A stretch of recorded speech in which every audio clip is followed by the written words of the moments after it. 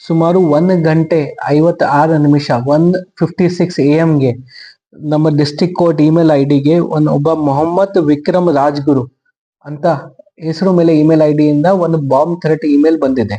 ಆ bomb threat email ಅಲ್ಲಿ ಅವರು ಈ ಕೋರ್ಟ್ ಪ್ರಿಮೈಸಸ್ ಅಲ್ಲಿ ಕೆಲವು ಬಾಂಬ್ ಇಟ್ಟಿದೀವಿ, RDX ಇಟ್ಟಿದೀವಿ ಅಥವಾ ಈ ತರ ಜನರಲ್ ಆಗಿ ಮಾಹಿತಿ ಕೊಟ್ಟಿದ್ದಾರೆ. ನಮ್ಮ ಸಿಬ್ಬಂದಿ ನಮ್ಮ ಕ್ಯಾಡರ್ ಅಲ್ಲಿ ಬರ್ತಾರೆ, ಅಲ್ಲಿ ಲಂಚ್ ಟೈಮ್ಗೆ ಬರ್ತಾರೆ. ಲಂಚ್ ಟೈಮ್ ಅಲ್ಲಿ ಬಂದಾಗ ಅವರು ಬ್ಲಾಸ್ಟ್ ಮಾಡ್ತಾರೆ. ಈ ಮೇಲ್ ನಮ್ಮ ಕೋರ್ಟ್ ಆಫೀಸರ್ಸ್ಗೆ ಬೆಳಿಗ್ಗೆ ಸುಮಾರು 9:30 ಗೊತ್ತಾಯ್ತು. ಇಮಿಡಿಯೇಟ್ಲಿ ಅವರು ನಮ್ಗೆ ತಿಳಿಸಿದ್ರು. ಇದು ಆದ ನಂತರ ನಾವು ನಮ್ಮಲ್ಲಿ dog squad, ASC check team ಮತ್ತೆ ಇದು ಬಾಂಬ್ ಚೆಕಿಂಗ್ ಟೀಮ್ ಇಕ್ವಿಪ್ಮೆಂಟ್ ಇರುತ್ತೆ. ಇಮಿಡಿಯೇಟ್ಲಿ ಅವರು ಕೋರ್ಟ್ ಪ್ರಿಮೈಸಸ್ ಅಲ್ಲಿ ಹೋಗಿ ಮಲ್ಟಿಪಲ್ ಟೀಮ್ಸ್ ಅಲ್ಲಿ ಹೋಗಿ ಎಲ್ಲ ಚೆಕ್ ಮಾಡಿ ಅವರು ಕ್ಲೀನ್ ರಿಪೋರ್ಟ್, ಈಗಾಗಲೇ ಕ್ಲೀನ್ ರಿಪೋರ್ಟ್ ಕೊಟ್ಟಿದ್ದಾರೆ ಅಂತ ಯಾವುದು ಬಾಂಬ್ ಇಲ್ಲ ಕೋರ್ಟ್ ಪ್ರಿಮೈಸಸ್ ಅಲ್ಲಿ. ನೀಟಾಗಿ ಅವರು ಚೆಕ್ ಮಾಡಿದ್ದಾರೆ. ನಮ್ಮ DSP ಅವರು ಕೂಡ ಹೋದ್ರು, ಅವ್ರ ನೇತೃತ್ವದಲ್ಲಿ ಪೂರ್ತಿ ಚೆಕಿಂಗ್ ಆಗಿದೆ ಈಗ. ಇದು ಪಾರ್ಟ್ 1. ಪಾರ್ಟ್ 2 ಅವರು ಯಾವ ರೀತಿ ಯಾಕೆ ಈ ತರ ಮೇಲ್ ಕಳಿಸಿದ್ದಾರೆ ಇದರ ಬಗ್ಗೆ ನಾವು ಕೋರ್ಟ್ ಅಧಿಕಾರಿ ಕಡೆಯಿಂದ ಕಂಪ್ಲೇಂಟ್ ತಗೊಂಡು crime number 3/2026 BNS column number 351 ಸಬ್ ಕ್ಲಾಸ್ 4 ಅಡಿಯಲ್ಲಿ ಈಗ ಕೇಸ್ ಬುಕ್ ಮಾಡ್ತಾ ಇದೀವಿ. ಕೇಸ್ ಬುಕ್ ಆದ ನಂತರ ಯಾವ ರೀತಿ ಇಮೇಲ್ ಬಂದಿದೆ, ಎಲ್ಲಿಂದ ಬಂದಿದೆ, ನಾವು ಕನ್ಸರ್ನ್ಡ್ ಇಮೇಲ್ ಸರ್ವಿಸ್ ಪ್ರೊವೈಡರ್ ಇಂದ ಮಾಹಿತಿ ಕಲೆಕ್ಟ್ ಮಾಡ್ತೀವಿ ಮತ್ತೆ ಮುಂದಿನ ಆಕ್ಷನ್ ತಗೋತೀವಿ.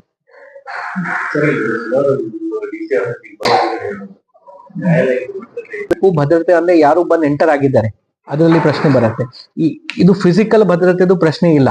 ಯಾರು ಬಂದು ಇಲ್ಲಿಗಲಿ ಎಂಟರ್ ಆಗಿದ್ದಾರೆ, ಏನು ವೆಪನ್ ತಗೊಂಡು ಹೋಗಿದ್ದಾರೆ ಅಂತ ಯಾವ್ದು ಪ್ರಶ್ನೆ ಇಲ್ಲ. DC ಆಫೀಸ್ ಅಲ್ಲಿ ಕೂಡ ಇಲ್ಲ, ನಮ್ಮಲ್ಲಿ ಕೂಡ ಇಲ್ಲ.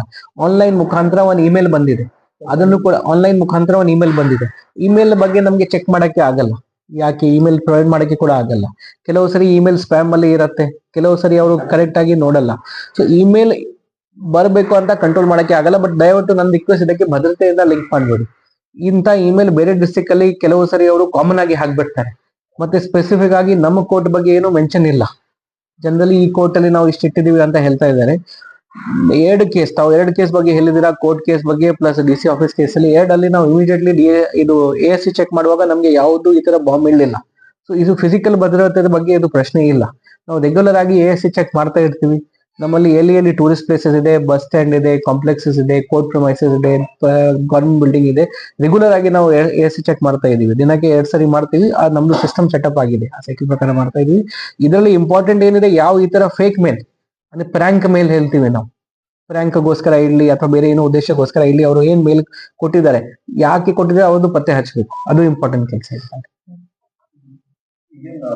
ನಮ್ಮ ಜಿಲ್ಲಾ ಪೊಲೀಸ್ ಕಂಟ್ರೋಲ್ ರೂಮಿಗೆ ಮತ್ತು ನಮ್ಮ ಅಧಿಕಾರಿಗಳಿಗೆ ನಮ್ಮ ಕೋರ್ಟಿಂದ ಸುಮಾರು ಒಂದು 11:50ರಿಂದ 12 ಗಂಟೆ ನಡುವೆ ಮಾಹಿತಿ ಬರುತ್ತೆ. ಈ ರೀತಿ ಒಂದು ಬಾಂಬ್ ಥ್ರೆಟ್ ಮೇಲ್ ಬಂದಿದೆ ಅಂತ ಹೇಳಿ ನಮಗೆ ಮಾಹಿತಿ ತಿಳಿಸ್ತಾರೆ. ಮಾಹಿತಿ ಗೊತ್ತಾಗಿದ ತಕ್ಷಣ ಎಲ್ಲ ನಮ್ಮ ಅಧಿಕಾರಿಗಳು ಮತ್ತು ಸಿಬ್ಬಂದಿಗಳು ಈ ಒಂದು ನ್ಯಾಯಾಲಯಕ್ಕೆ ನಾವು ಭೇಟಿ ಮಾಡಿರ್ತೀವಿ. ಭೇಟಿ ಮಾಡಿದ ಸಂದರ್ಭದಲ್ಲಿ ನಮ್ಮ ಬಾಂಬ್ ಸ್ಕ್ವಾಡ್ ಏನು ನಿಯಂತ್ರಣ ಮಾಡಲಿಕ್ಕೆ ನಮ್ಮ ಹತ್ರ ಏನಿದೆ ಎಲ್ಲ ಎಕ್ವಿಪ್ಮೆಂಟ್ಸ್, ಮೆನ್ ಆ್ಯಂಡ್ ಮೆಟೀರಿಯಲ್ಸ್ನೆಲ್ಲ ಡಿಪ್ಲಾಯ್ ಮಾಡಿ ಇಲ್ಲಿಗೆ ನಾವು ಕರೆತಂದಿರ್ತೀವಿ. ತಾವು ಈಗಾಗಲೇ ನೋಡಿರೋದ್ರ ಪ್ರಕಾರ ನಮ್ಮ ಎಲ್ಲ ಕೋರ್ಟಿನ 3 ಅಂತಸ್ತಿನ ಕಟ್ಟಡ ಮತ್ತು ಅದರದ್ದು ಪಬ್ಲಿಕ್ ಏರಿಯಾಸು ಮತ್ತು ರೂಮ್ಸ್ ಈ ಎಲ್ಲ ಜಾಗದಲ್ಲೂ ನಮ್ಮ ಶ್ವಾನದಳ, ನಮ್ಮ ಡಾಗ್ ಸ್ಕ್ವಾಡ್ ಆಲ್ರೆಡಿ ಎಕ್ಸ್ಪ್ಲೋಸಿವ್ಸ್ ಏನು ಟ್ರೈನ್ ಆಗಿದೆ ಅದು ಎಲ್ಲ ರೀತಿ ಚೆಕ್ ಮಾಡಲಿಕ್ಕೆ ನಮ್ಮ ಸಿಬ್ಬಂದಿಯವರು ಕಾರ್ಯವೈಖರಿಯಲ್ಲಿ ಈಗ ಆಲ್ರೆಡಿ ಅವ್ರನ್ನ ತೋರಿಸ್ಕೊಂಡಿದ್ದಾರೆ.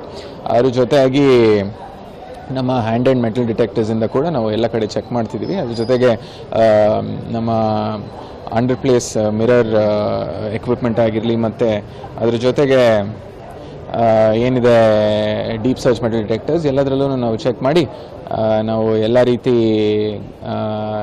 ಏನೇನು ಕಾರ್ಯನ ಒಳಗೊಳ್ಬೇಕು ಎಲ್ಲ ಒಳಗೊಂಡಿದೆ.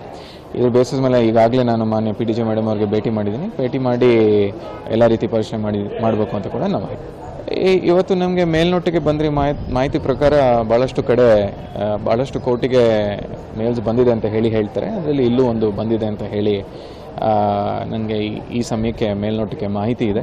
ಪಬ್ಲಿಕಲ್ಲಿ ಒಂದು ಫಿಯರ್ ಪರ್ಸೆಪ್ಷನ್ ಕ್ರಿಯೇಟ್ ಮಾಡಲಿಕ್ಕೆ ಬಹುಶಃ ಇರ್ಬೋದು, ಅಥವಾ ಜಸ್ಟ್ ಪ್ಲೇನ್ ಮಿಸ್ಚಿಫ್ ಕೂಡ ಮಾಡಲಿಕ್ಕೆ ಇರ್ಬೋದು. ಸೊ ಬಟ್ ಆದ್ರೂ ಸಹ ನಾವು ಯಾವ ರೀತಿ ಮುಂಜಾಗ್ರತೆ ಕ್ರಮ ಜರುಗಿಸ್ಬೇಕು ಅದನ್ನು ನಾವು ಮಾಡ್ತಾ ಇದ್ದೀವಿ. ಇದ್ರ ಬಗ್ಗೆ ಹೆಚ್ಚಿನದಾಗಿ ಎಲ್ಲಿಂದ ಬಂತು, ಯಾರು ಕಳಿಸಿದ್ರು ಅದನ್ನು ಕೂಡ ನಾವು ಮುಂದೆ ತನಿಖೆಯಲ್ಲಿ ಪರಿಶೀಲನೆ ಮಾಡ್ತೀವಿ. ಈಗ ನೋಡಿ, ತಮ್ಮೆಲ್ಲರಿಗೂ ಗೊತ್ತಿರೋ ಹಾಗೆ ಒಂದು ಯಾವುದೇ ಇಮೇಲ್ ಐ ಡಿ ಆಗಿರಲಿ ಪಬ್ಲಿಕ್ ಡೊಮೇನಲ್ಲಿ ಅವೈಲೇಬಲ್ ಇದ್ದರೆ ಯಾವುದೇ ಒಂದು ವ್ಯಕ್ತಿ ಅದನ್ನು ಮಿಸ್ಯೂಸ್ ಮಾಡ್ಕೊಳ್ಲಿಕ್ಕೆ ಎಲ್ಲ ರೀತಿ ಸಾಧ್ಯತೆ ಇರುತ್ತೆ. ಸೊ ಆ ಸಮಯದಲ್ಲಿ ಒಂದು ಸ್ವಲ್ಪ ಮಿಸ್ಚಿಫ್ ಮಾಂಗರ್ಸ್ ಮಾಡಿರ್ಬೋದು ಅಂತ ಹೇಳಿನೂ ಹೇಳ್ಬೋದು. ಬಟ್ ಆದರೂ ನಮ್ಮ ತನಿಖೆಯಲ್ಲೇ ಇದ್ರ ಬಗ್ಗೆ ನಾವು ಸ್ಪಷ್ಟನೆ ನೀಡಲಿಕ್ಕೆ ಸಾಧ್ಯತೆ ಇದೆ. ನಮ್ಮ